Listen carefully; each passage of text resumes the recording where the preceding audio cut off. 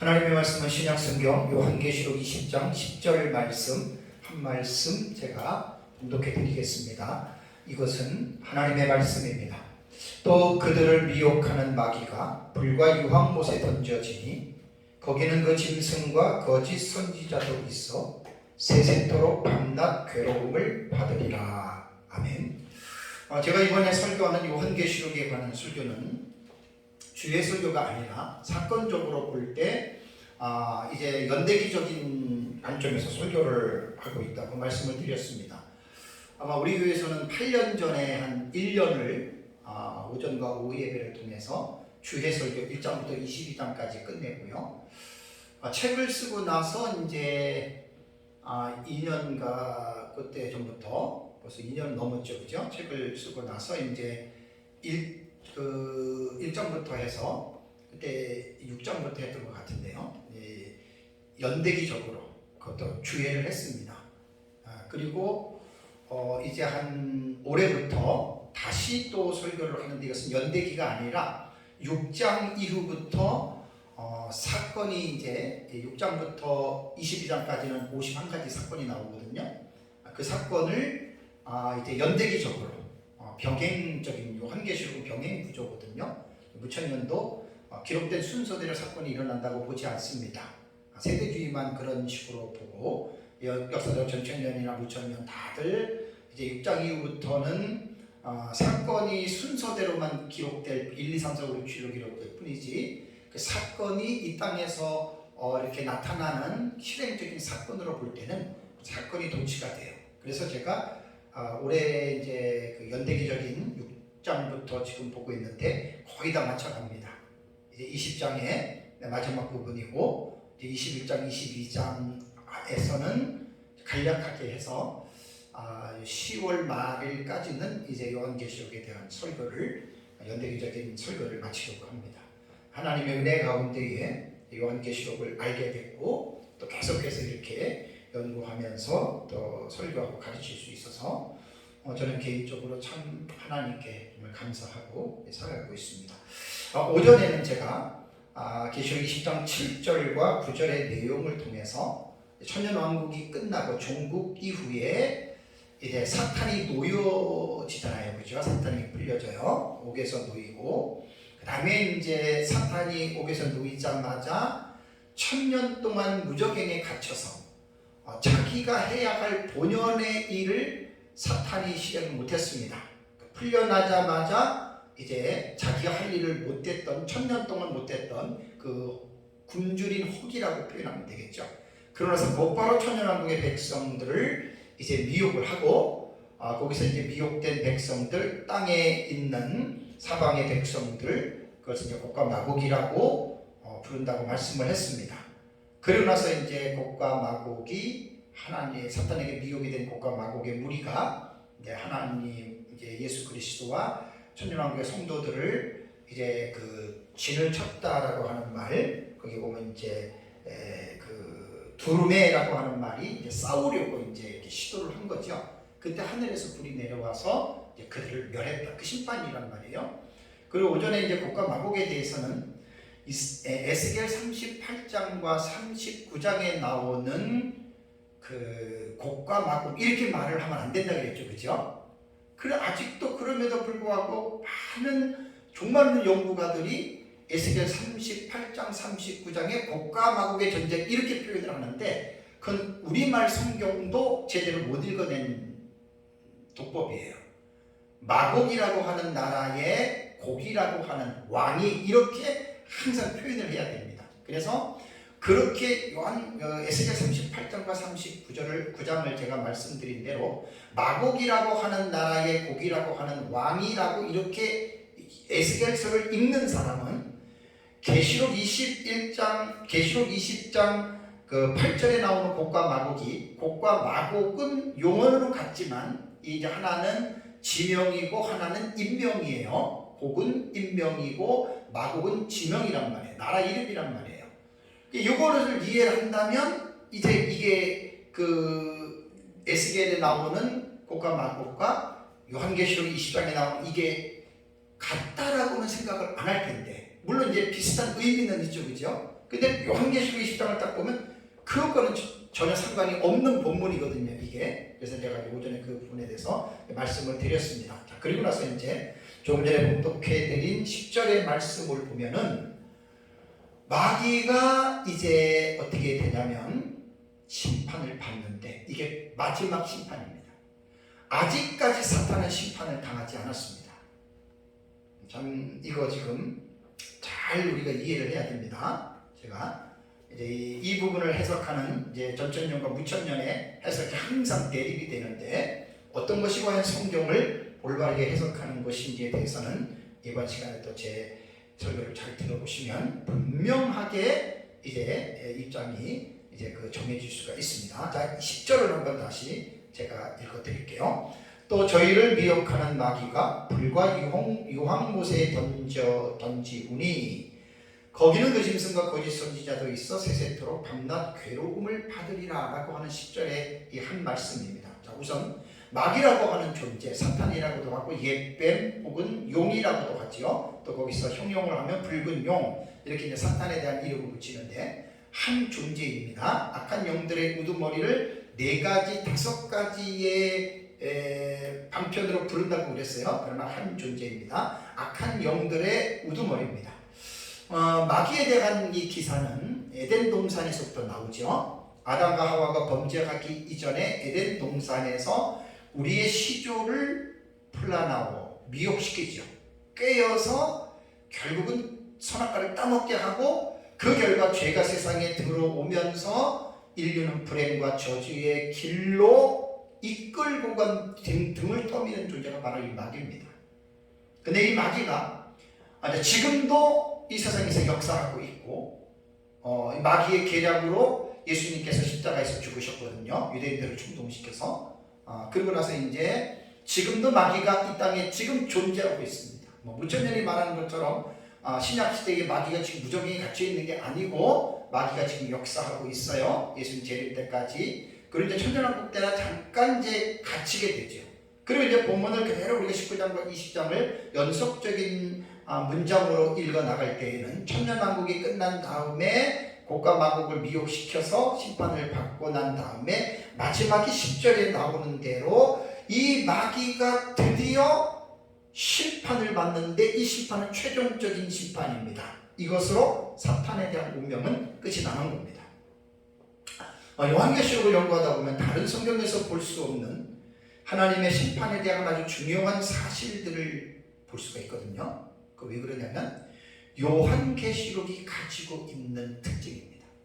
그러니까 다른 책에서는 이렇게 마지막 때에 일어나는 이러한 최후의 사건 혹은 또 최후의 심판관에 대해서 다른 책에서는 한두 가지 정도는 말할 수가 있지만 요한계시록에서 말하는 것처럼 마지막에 나타나는 이러한 심판에 대한 부분들에 대해서 다른 책에서는 이렇게 전반적으로 표현한 책이 한 군데도 없습니다. 그래서 요한계시록을 보면 예수님의 재림을 전후로 해서 일어나는 아주 중요한 심판들이 있습니다.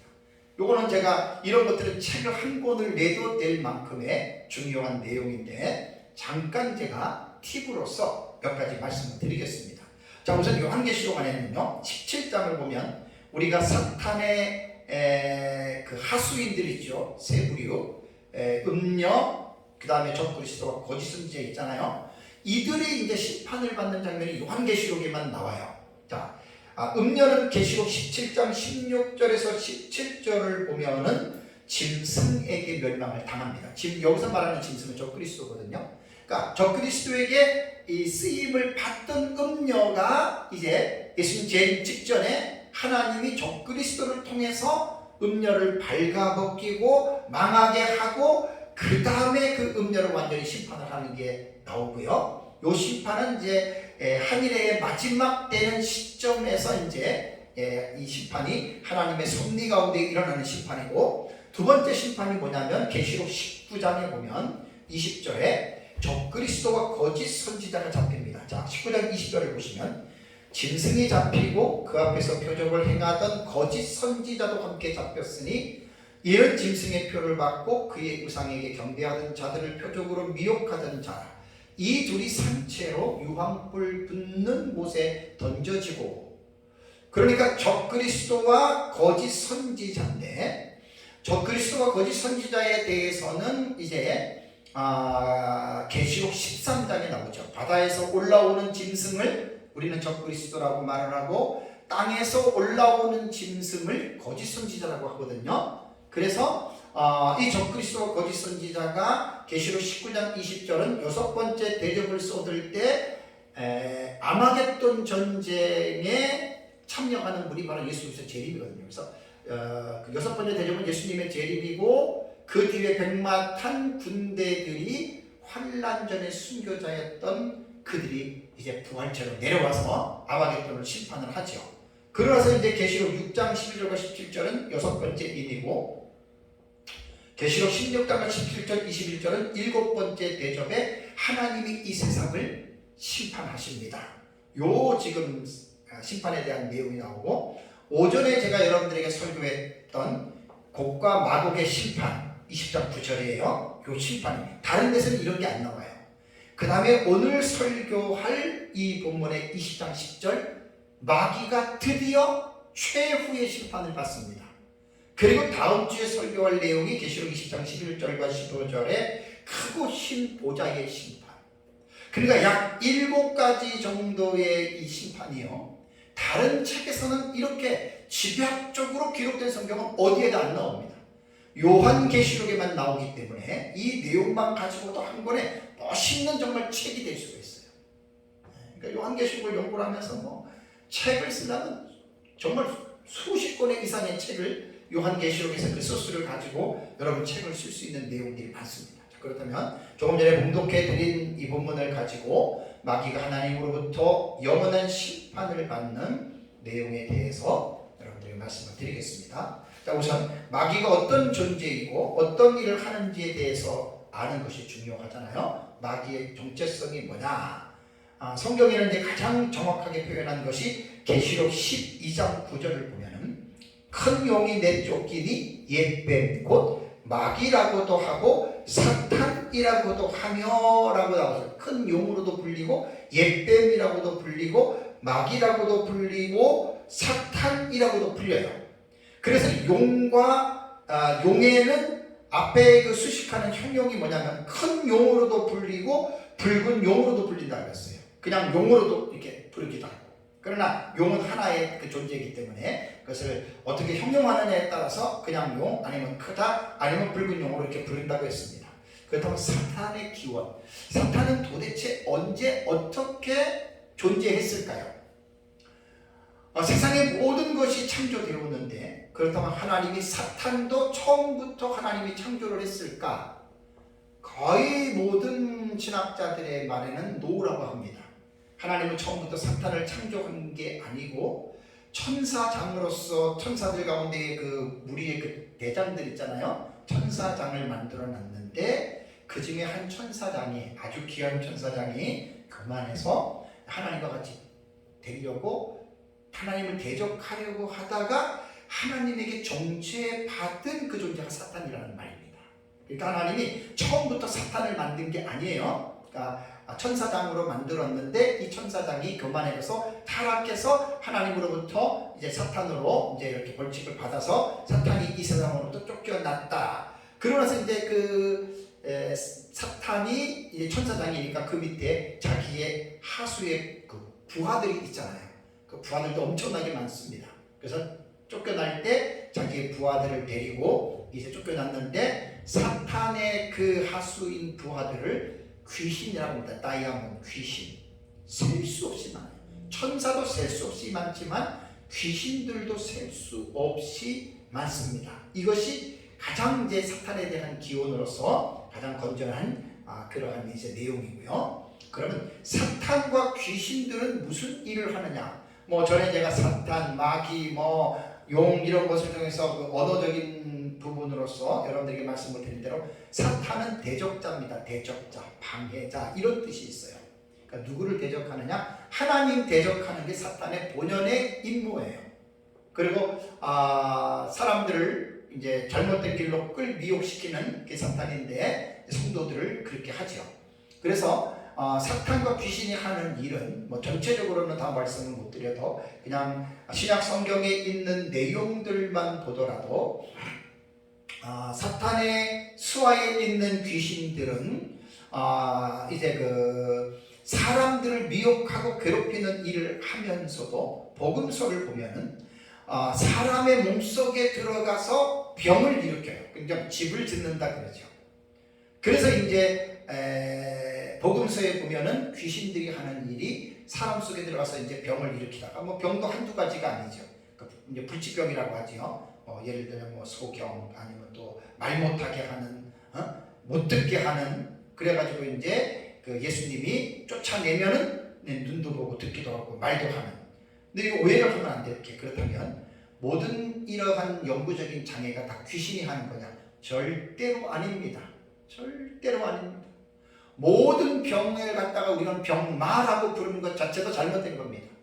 물론 인간이 범죄로 인해서 범죄에 대한 대가로서 인간의 불행과 어떤 그러한 질병을 겪고 저주를 받기는 하지만 그 모든 것들이 마귀가 다 100% 일으켜서 병이 걸리는 게 아니에요.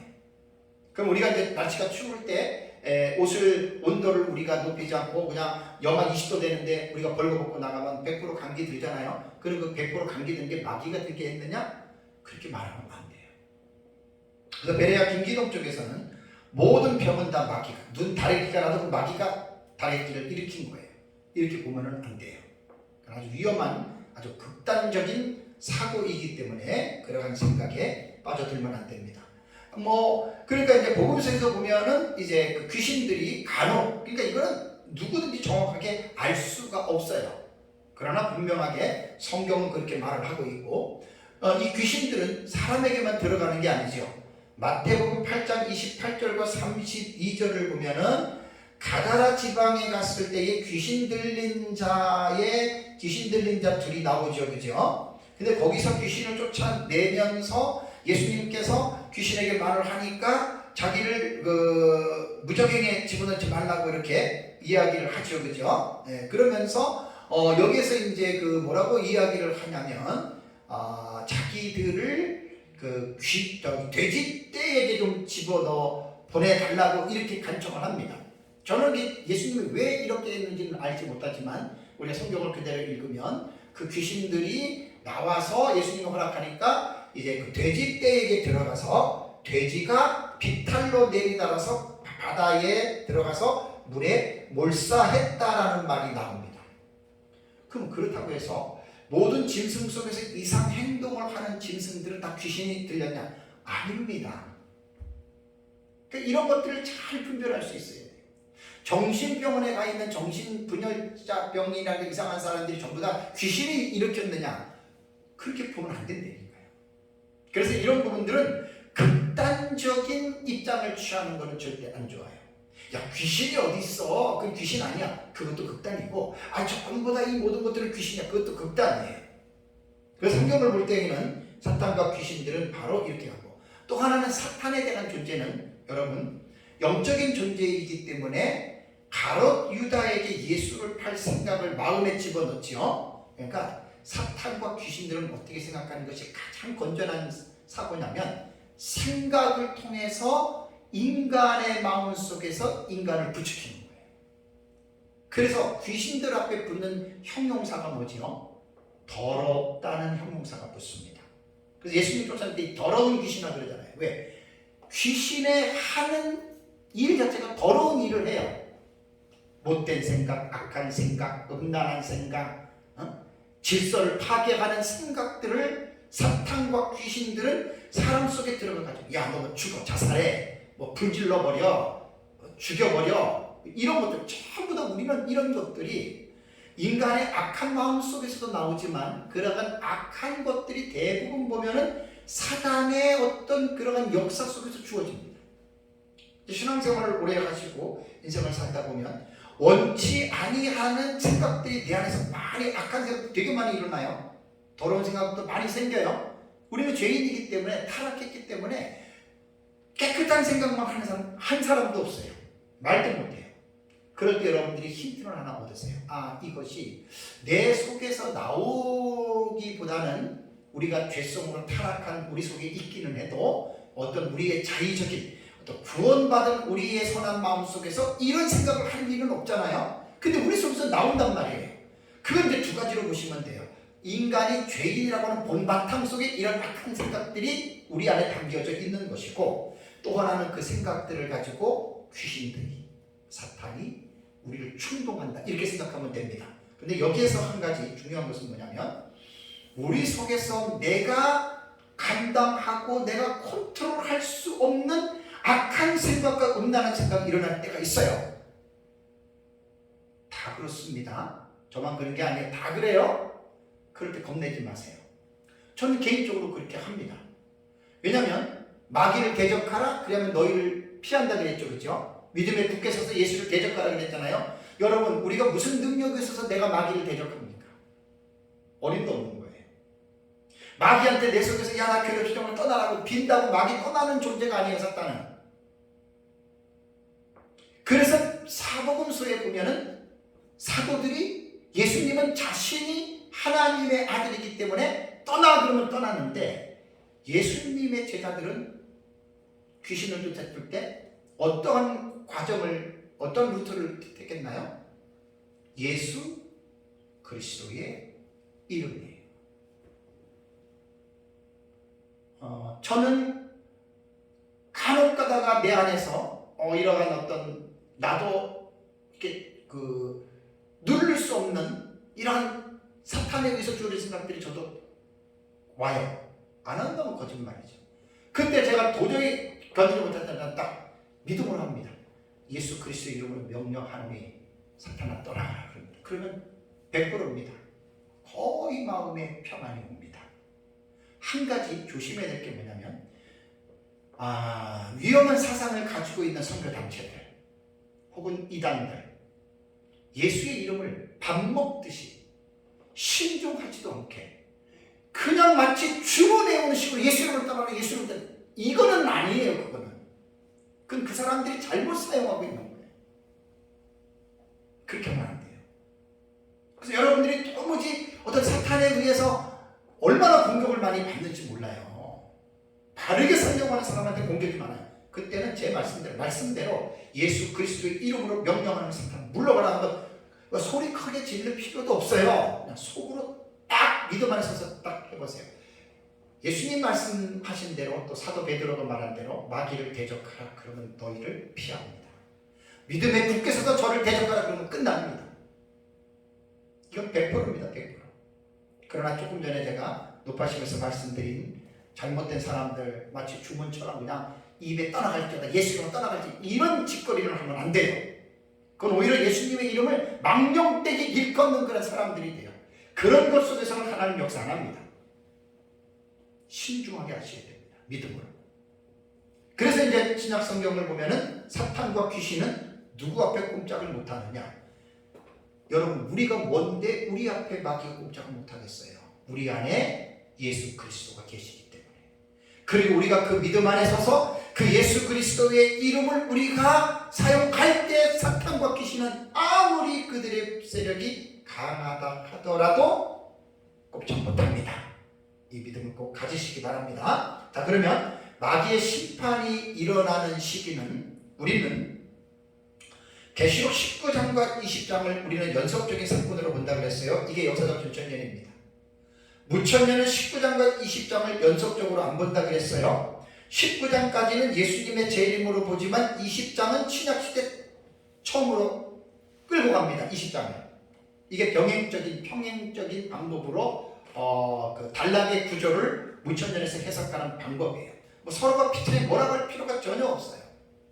그래서 우리는 역사적 전천년 종말로는 그대로 예수님 재림 이후에 천년왕국이 있고, 천년 왕국이 끝난 다음에 마귀가 풀려나서 곡과 마곡을 미혹하고 심판을 받고, 그 다음에 이제 여기에서 사탄은 결국은 여기에서 이제 심판을 받는다. 우리는 이제 그렇게 보는 겁니다. 다시 10절을 보시면, 또 그들을 미혹하는 마귀가 불과 유황못에 던져지니 거기는 그 짐승과 거짓 선지자들에서 세세토록 밤낮 괴로움을 받으리라. 마귀가 불과 유영 못에 던져졌다. 이게 심판이에요. 이게 최후의 심판이고 마지막 심판이고, 이것으로 사탄에 대한 것들은 지옥불에서 나오지도 못하고 그것을 영영 끝난다라고 하는 그러한 사실입니다. 그러면 마귀의 심판을, 이 본문을 그러면 이 언제냐 할 때는 우리 역사적 전천년은 재림 이후라고 보지만 무천년은 재림 전으로 보거든요.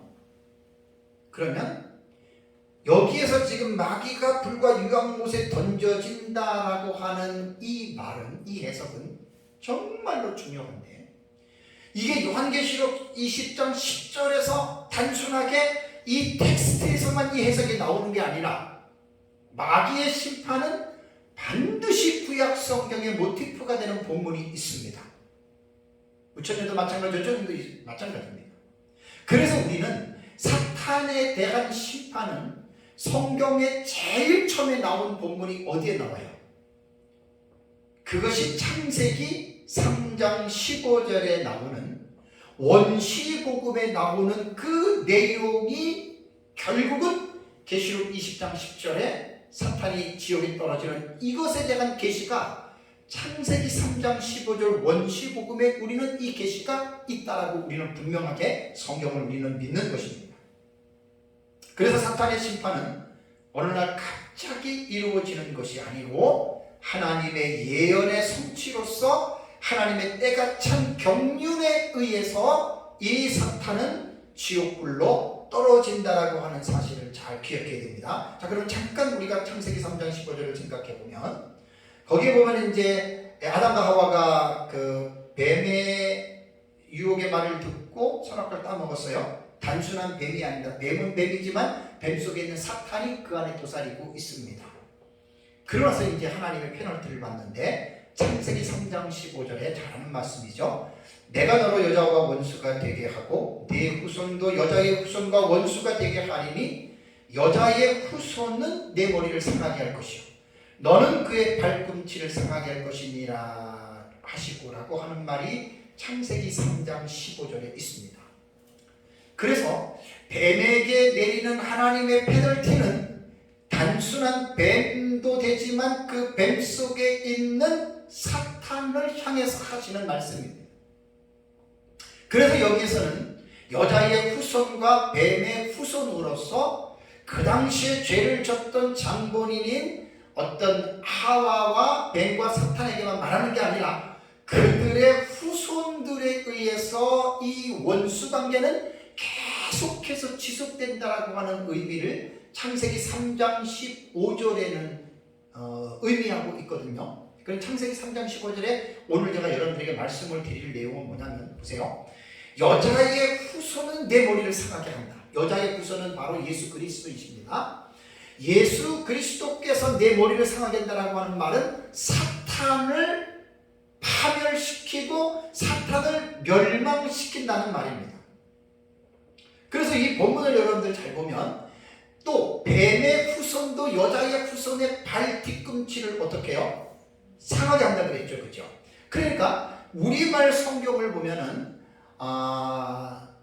뱀의 후손도 여인의 후손인 예수님의 발꿈치를 상하게 하고 여인의 후손은 뱀의 머리를 상하게 한다. 우리말의 의미는 똑같이 상하게 한다라고 우리말은 그렇게 표현을 했습니다. 자, 그러면 본문을 선택할 때는 히브리, 이제 구약성경이니까 히브리어를 봐야죠. 히브리어에 보면 상하게 한다. 우리말은 똑같이 상하게 한다라고 했는데 히브리어의 단어는 슈프라고 하는 단어입니다. 슈프. 이게 이제 상하게 하다라고 번역도 되고 혹은 분쇄하다 혹은 박살내다라고 하는 말입니다.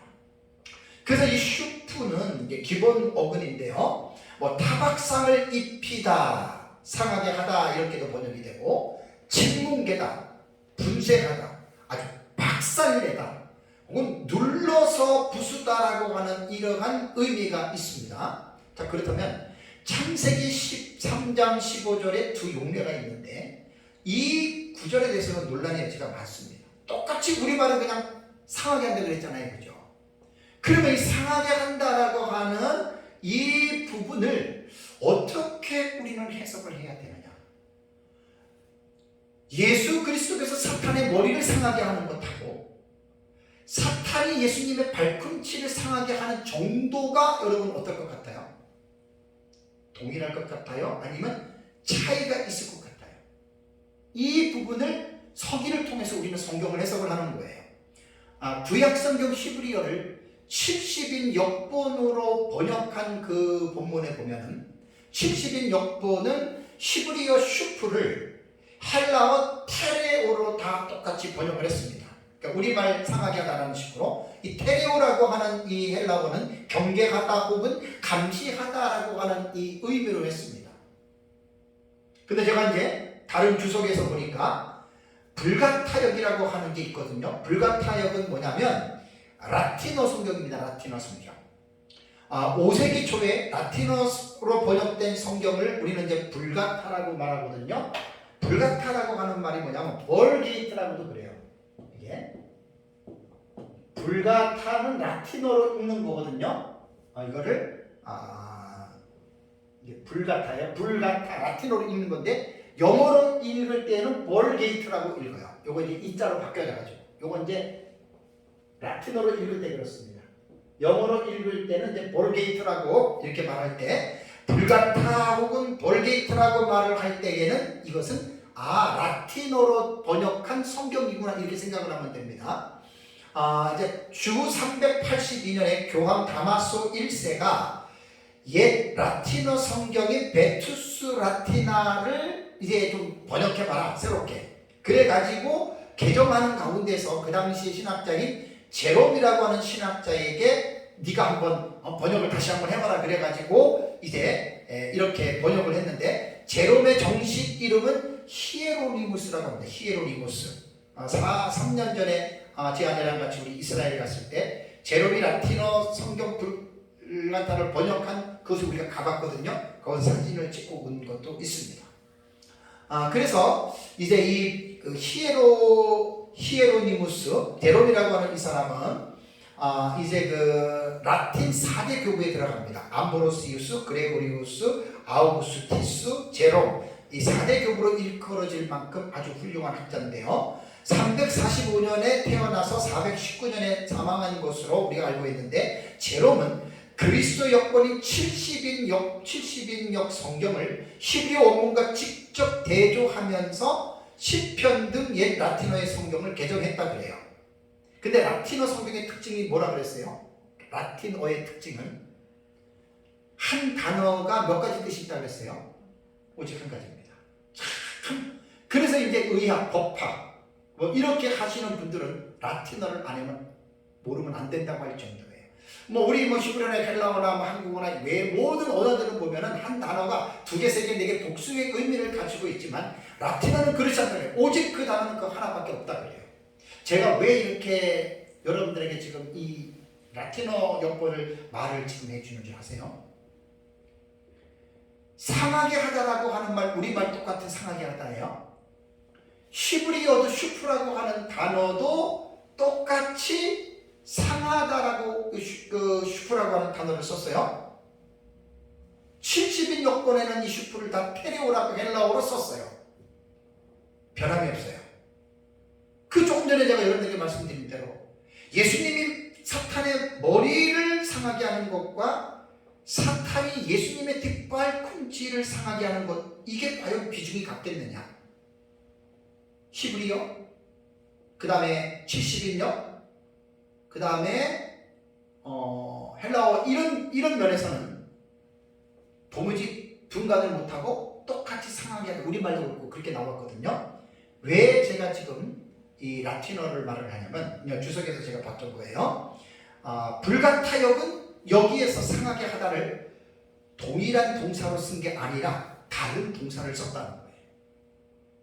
2개 상이한 동사를 썼는데 여인의 후손이 뱀에게 가하는 그러니까 예수님께서 뱀의 머리를 상하게 할 때에는 불가타역 라틴어는 콘테레테라고 번역했어요. 콘테레테. 저도 라틴어는 몰라요. 그러니까 읽을 줄은 알아요. 그러니까 콘테레테로 사용을 했고 그 다음에 뱀이 여인의 후손, 사탄이 예수님의 뒷발꿈치를 상하게 하는 행위는 인시디아리로 분명히 단어를 다르게 번역한 거예요.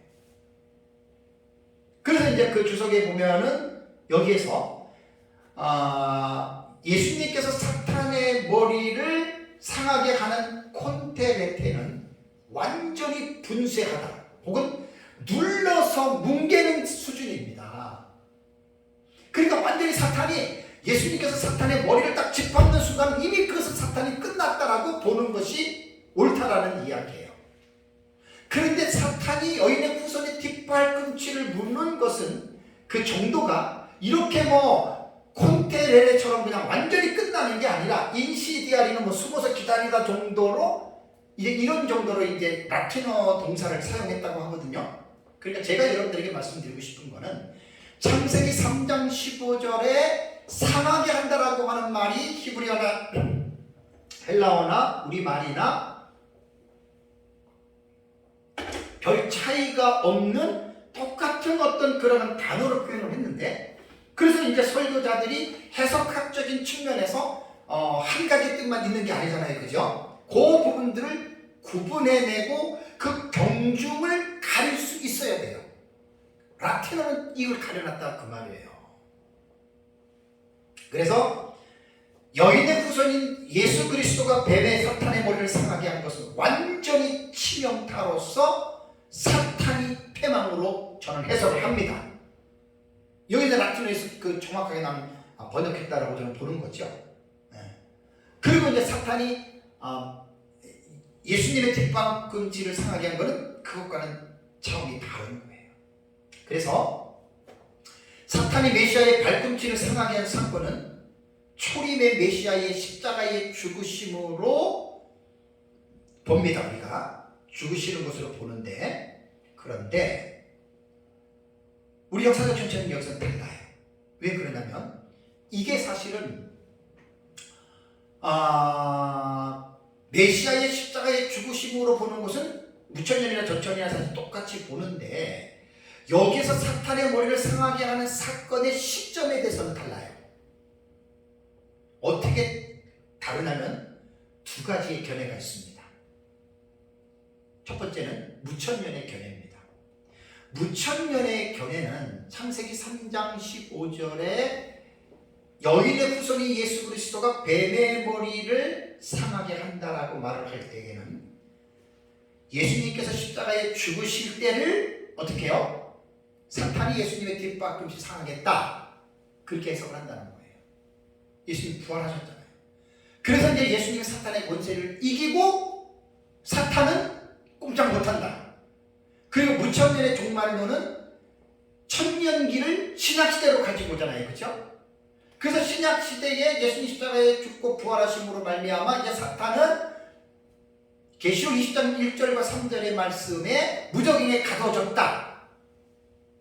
이걸 이제 무천년에서 이렇게 보는 거예요, 해석을.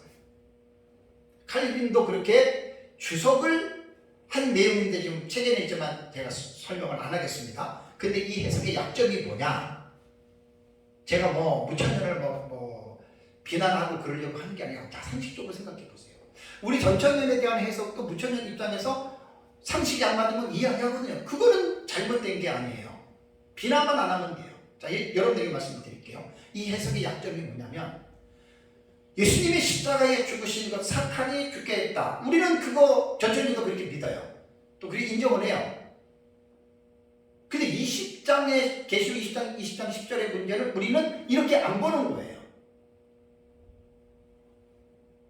그러면 과연 무천년의 해석처럼 메시아가 부활하심으로 사탄을 완전히 정복했다? 그리고 천년왕국 들어가기 전에 메시아를, 그러니까 사탄을 예수님이 그 무적행에다가 집어넣었다. 사탄은 지금 나오지 못한다.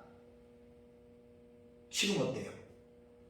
과연 신약시대에 사탄이 없었습니까? 이거는 상식적인 질문이에요. 예수님이 공생에 사역할 때는 사복음서에 귀신들이, 사탄들이 역사가 얼마나 많았어요? 자, 그럼 예수님 십자가에 죽으시고 부활하심으로 사탄이 무적행에 감금되었다라고 무천년은 그렇게 가르치는 거예요, 지금도. 그러면 보세요. 사도행전을 보세요. 바울과 베드로와 제자들과 사도들의 사역이 어땠어요? 그때 귀신과 사탄이 있었어요, 없었어요? 있었죠. 이거는 상식적으로도 해석이 부처님이 틀린 거예요. 왜? 천년왕국에 들어가기 전에 마귀를 잡아가지고 무적행에 집어넣고 감금해서 못 나오는데 예수님 승천하시고 나서 사도들의 사역을 통해서 사도들에만 봐도 바울이 예수의 이름으로 귀신아 떠나가라 얼마나 사탄을 물리쳤습니까? 성경에 있잖아요. 그죠? 그리고 베드로 사도가 뭐라고 얘기를 했죠? 베드로전서 5장 8절 9절에 마귀가 무는 사자와 같이 지금도 너희들 돌아다니면서 삼키려고 하고 있다. 베드로 사도도 그랬잖아요. 그리고 무천년의 해석은 언어 도단이에요. 앞뒤가 안 맞는 거예요. 여기까지만 할게요. 좀 더 자세히 얘기하면 무천년주의자들 싫어해요. 지금요, 사탄의 세력은 가면 갈수록 더 극악무도하게 지금 발광을 하고 있습니다. 참 무섭습니다, 여러분. 지금 그 불신의 사회 같은 데 보세요. 퀴어 같은 거 어제 인천에서 퀴어 축제 해가지고 보세요.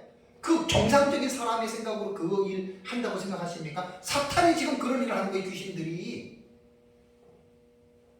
동성애?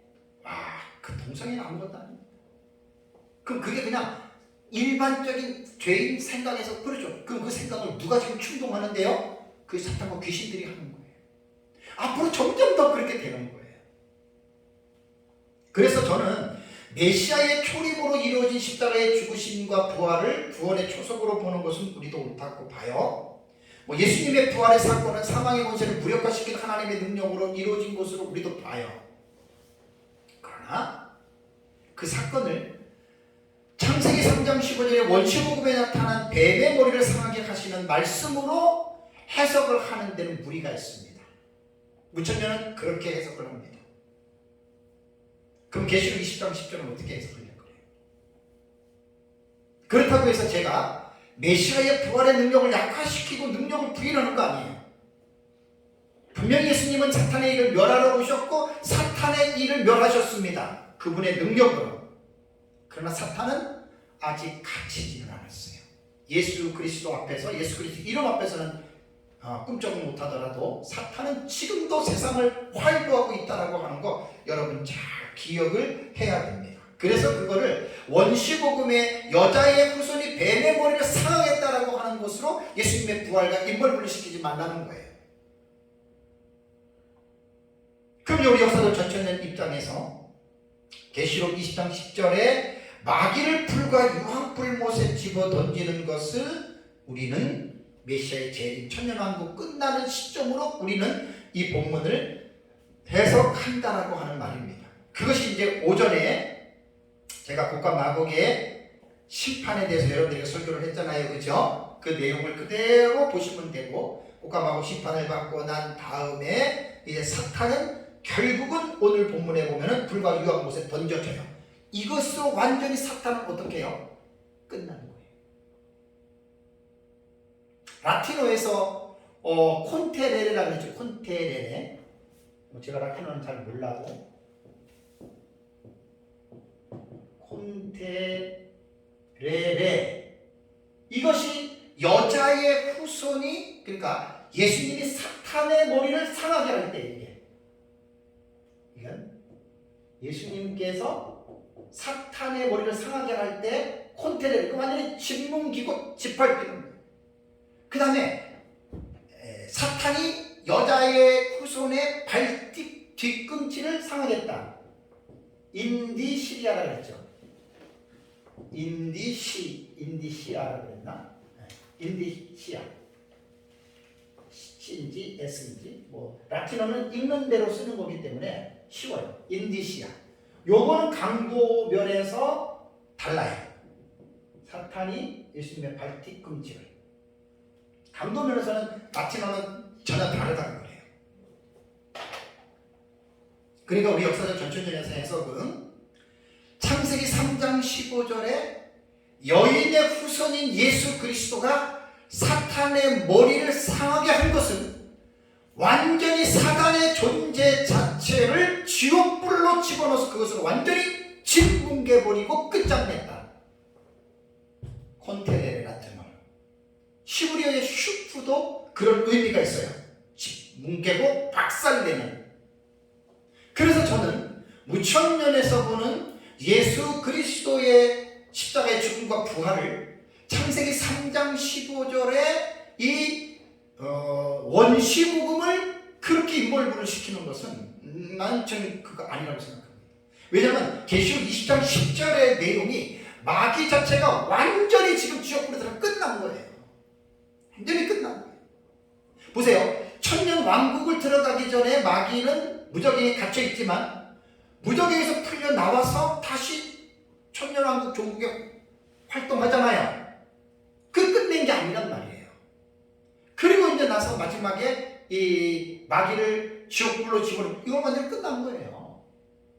그래서 저는 창세기 3장 15절에 여인의 후손이 뱀의 머리를 상하게 한다.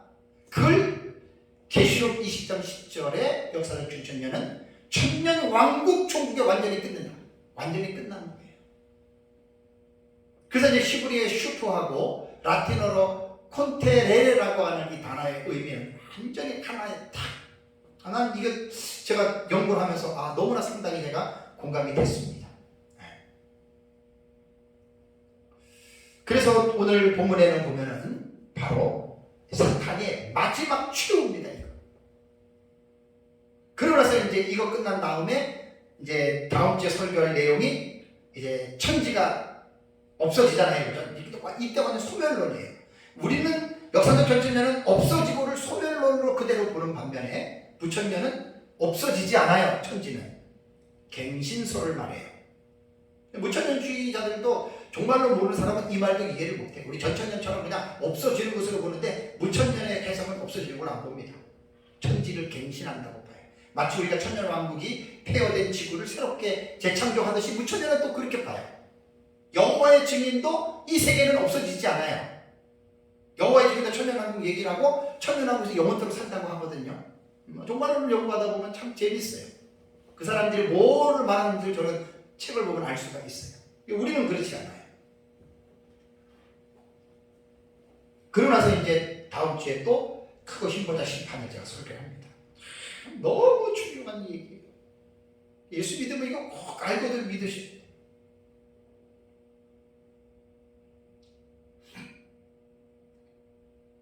그래서 우리는 창세기 3장 15절에 여인의 후손이 뱀의 후손의 머리를 상하게 하는 이 시점을 두 가지 차원에서 제가 말씀을 드렸습니다. 양자의 해석, 무천년이나 전천년이나 모든 메시아로 해석하는 데는 이견이 없어요. 다만 신학의 준거의 틀이라 그러죠. 프레임 오브 리퍼런스라고 해요. 신학의 준거의 틀에 따라서 초림과 재림으로 양분이 돼요. 무천년은 초림, 전천년은 재림 이후 천년왕국 이후로 양분이 되는데 저는 사탄의 심판 계시록 20장 10절의 내용은 메시아 재림 이후에 천년왕국이 마친 후에 일어나는 사건을 해석하는 것이 가장 타당한 해석이다라고 저는 이제 이렇게 말씀을 드립니다. 우리가 보는 식으로 이렇게 보면은 예수님이 부활하시면서 사탄을 마귀의 일을 멸하신 것은 맞아요. 그분의 권세예요. 그분의 권능이에요. 그분의 권능을 우리는 믿음으로 취하는 거고 신앙으로 사용할 때 그것이 연장되는 것일 뿐이지 사탄이라고 하는 마귀라고 하는 존재가 세상에서 없어지진 않았잖아요. 그게 무천년의 해석의 가장 큰 단점이 이 부분이에요. 어느 누구도 자신 있게 말 못해요. 그냥 넘어가요. 둘러대는 것은 잘 둘러댑니다. 우리는 분명하게 얘기를 하잖아요. 근데 우리처럼 역사적 전천년의 해석을 따르면 둘러댈 게 하나도 없어요. 그대로 보면 돼요. 예수님은 하나님의 아들로서 마귀를 멸하셨고, 그죠? 그렇지만 사단은 아직 세상에 존재하잖아요. 그래서 사도 바울도 베드로도 마귀가 무는 사람처럼 둘러대는 상태를 찾기 조심해라. 지금 다 마귀가 역사하잖아요. 사탄이 무적행에 갇힌 게 아니라고요. 참 이건 도저히 제가 긍정하고 동의하려고 해도 할 수가 없는 정말 그러한 내용입니다. 그럼 사탄이 심판을 받는 장소가 뭐냐? 여기 보면 불과 유황못에 던져졌다라는 말이 나오죠. 불과 유황못이라고 하는 말은 지옥입니다. 이곳은 세세토록 밤낮 괴로움을 받는 장소입니다. 마태복음 25장 41절을 보면 예수님이 또 외편에 있는 자들에게 이르시되 저주를 받은 자들아 나를 떠나 마귀와 그 사자들을 위하여 예비된 영원한 불에 들어가라. 이게 최후 심판에 이렇게 들어가는 겁니다. 지금 예수님을 안 믿고 죽은 사람은 지옥에 갔는데 그것은 영혼만 간 거예요. 그래서 다음 주에 제가 크고 힘보다 심판을 받기 마지막 최후 심판 전에 부활하는 것은 지금 죽어서 천국과 지옥에 있는 영혼들하고 이 세상에 묻혀있는 육체랑 같이 부활하는 것. 영생체예요. 부활의 신비가 너무 놀랍습니다. 자, 그런데 20장 10절에 보니까 지옥에서 만나는 악의 무리들이 여기서 미팅을 하죠. 자, 10절 보세요. 마지막에 던져지니 뭐라고 했습니까? 거기는 그 짐승과 거짓 선지자도 있어 그랬죠. 그죠? 그러니까 마귀가 사탄이 지옥으로 떨어졌는데 그 지옥에 먼저 누가 있어요? 짐승과 거짓 선지자가 있다. 그러니까 짐승과 거짓 선지자는 사탄의 하수인이었죠. 설교 초반에 제가 요한계시록에 나타난 심판의 아주 중요한 내용들에 있어서 음력까지 해서 사탄의 삼총사라 그랬죠. 사탄의 삼총사. 사탄의 삼위일체다. 그런 용어는 쓰면 안 돼요. 삼위일체라는 말은 하나님 한 분 외에는 절대 쓸 수 없는 용어예요. 거짓 선지자와 적그리스도와 음녀가 삼위일체가 아니에요. 삼총사라고 해요. 삼총사. 사탄의 삼총사라고 해야지. 그 삼위일체라고 어떤 사람은 막 쓰는데 저도 처음에 뭣도 모르고 썼다가 아이고 그런 용어 쓰면 안 됩니다. 삼위일체 용어는 하나님 한 분, 하나님 외에는 이 용어를 누구에게 쓰겠어요? 절대 못 씁니다. 신비입니다. 삼위일체 용어는. 적그리스도 거짓 선지자와 음녀를 사탄의 삼위일체다. 이거는 말도 안 되는 말들을 지금 사용을 그렇게 쓰면 절대 안 됩니다. 그래서 짐승과 거짓 선지자를 보세요. 19장 20절 한번 잠깐 넘어가 볼까요? 거기 이제 나오잖아요. 짐승과 거짓 선지자는 언제 지옥 갔느냐? 19장 20절 보겠습니다. 짐승이 잡히고 그 앞에서 표적을 행하던 거짓 선지자도 함께 잡혔으니 이는 짐승의 표를 받고 그의 우상에게 경배하던 자들을 표적으로 미혹하던 자라. 이 둘이 생체로 유황불 붙는 못에 던져지고. 계시록 20장 11절과 21절의 본문은 예수님 재림 때에 일어나는 상황입니다. 그리고 아마겟돈 전쟁에서 나타날 때 이 전쟁의 마지막에 짐승이 잡힌다라고 하는 말은 계시록 13장 1절과 10절에 기록된 바다에서 올라오는 짐승으로서 적그리스도고, 거짓 선지자는 계시록 13장 11절에서 17절에 나오는 땅에서 올라오는 짐승인 그 짐승을 거짓 선지자라고 하는 거예요. 이들이 아마겟돈 전쟁에서 잡혀서 둘이 산채로 유황불 붙는 못에 던져졌다. 본문을 오해할 수가 있는 게 산채로 지옥을 갔다라는 말이죠. 그러면 여러분 생각해 보십시오. 사람이 죽으면 지옥을 가요. 자, 살아있는 상태에서 딱 죽었어요. 그럼 죽음 이후에는 육체가 죽는 거예요. 그죠? 영혼은 절대 죽지 않아요. 그러면 어떤 사람은 이 본문을 산채로 지옥 갔다고 하니까 육체를 가지고 지옥에 갔다 이렇게 말하는 사람도 있어요. 이게 넌센스예요.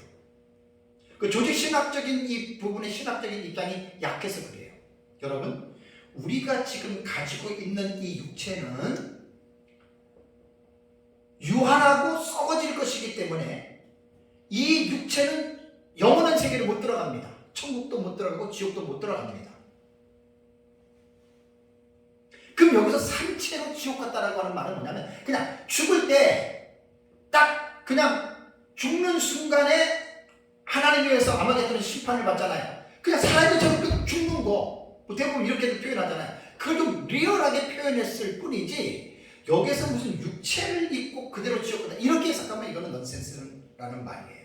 그러면 구약 성경에 천국으로 곧바로 죽음을 보지 않고 올라간 두 사람이 있죠. 누구와 누구예요? 에녹과 엘리야죠. 맞죠? 에녹과 엘리야. 그럼 에녹과 엘리야는 죽음을 보지 않고 산채로 올라갔어. 그러면 에녹과 엘리야가 가지고 있는 육체로 천국을 들어갔다 생각하면 큰 오산입니다. 에녹과 엘리야는 죽지 않고 그대로 천국으로 들어가는데 두 가지를 유추할 수 있어요. 육체는 예를 들자면 어디에서 떨어져서 어떻게 됐는지 모르지만 영원히 갔다라고 볼 수도 있고, 또 하나는 하나님이 에녹과 엘리야를 예표론적으로 먼저 그들을 변화체를 먼저 하나님이 그들에게 허락하신 거예요. 순식간에 혼연이 변화가 되잖아요. 고린도전서 15장에 보면 순식간에 그들은 영생체로 변화가 돼서 에녹과 엘리야는 산채로 올라갔다, 이렇게 해석을 하는 게 가장 저는 적당하다고 봐요. 근데 여기서 짐승과 거짓 선지자를, 그러면 에녹과 엘리야처럼 이들도 악의 어떤 대명사이기 때문에 이들을 그대로 변화를 시켜가지고 이들을 육체를 가지고 지옥으로 떨어졌다, 이 둘은 특별히 우리가 그렇게 해석할 필요가 없어요. 에녹과 엘리야는 타이폴로지, 모형론적으로 마지막 때 사람이 예수님 데려가고 마지막 날에 이제 변화할 때는 죽음을 보지 않고 변화가 되잖아요. 그 예표론적으로 하나님께서 두 인물을 사용하셨던 거기 때문에 이 여기서 나오는 짐승과 그 적그리스도와 거짓 선지자는 그렇게 우리가 해석할 필요가 전혀 없습니다. 그건 너무 오버한 거예요. 그래서 19장 20절에 이 둘이 산채로 유황불 붙는 못에 던져지고, 그러니까 사탄보다 먼저 짐승과 거짓 선지자는 예수님 6번째 대접이 쏟아질 때 아마겟돈에서 이들은 죽어서 지옥을 간 거고, 그리고 천년왕국이 있었잖아요. 천년왕국이 끝난 다음에 사탄이 지옥으로 들어갔다, 그 말이에요. 사탄이 지옥으로 들어가 봤더니 옛날에 자기 하수인이고 자기 꼬몽이었던 적그리스도와 거짓 선지자, 물론 여기에는 표현을 안 했지만 당연히 음녀들도 여기에 들어가 있죠. 창세기로 예수 믿지 않는 사람들이 여기 다 들어가 있죠. 이때는 영혼들이에요. 영혼들. 왜? 부활하기 전이잖아요.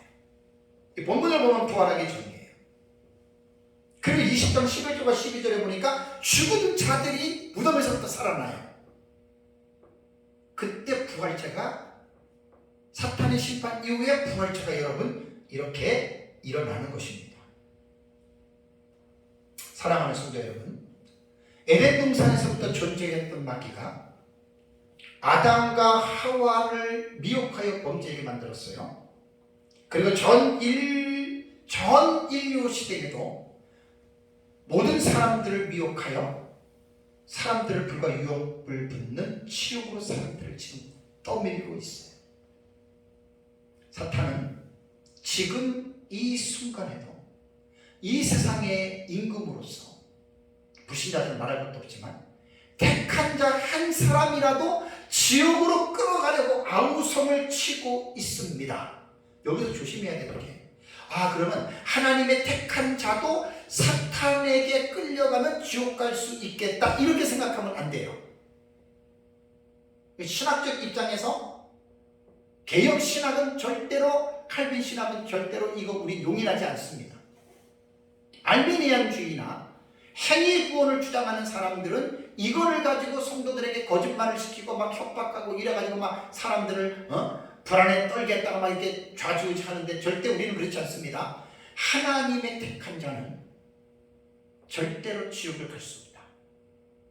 바울이 로마서 8장에서 누가 우리를 하나님의 사랑에서 끊을 수 있으리냐, 위험이냐 칼이냐 적신이냐 어떤 것도, 생명책에 그 이름이 농명된 사람은 절대로 지옥으로 끌고 갈 수 없습니다. 다만 마귀가 택한 사람 한 사람이라도 지옥으로 끌고 힘든 막 이게 한다라고 하는 말은 꼭 끌고 간다는 게 아니라 그만큼 택한 자들을 괴롭힌다는 거예요.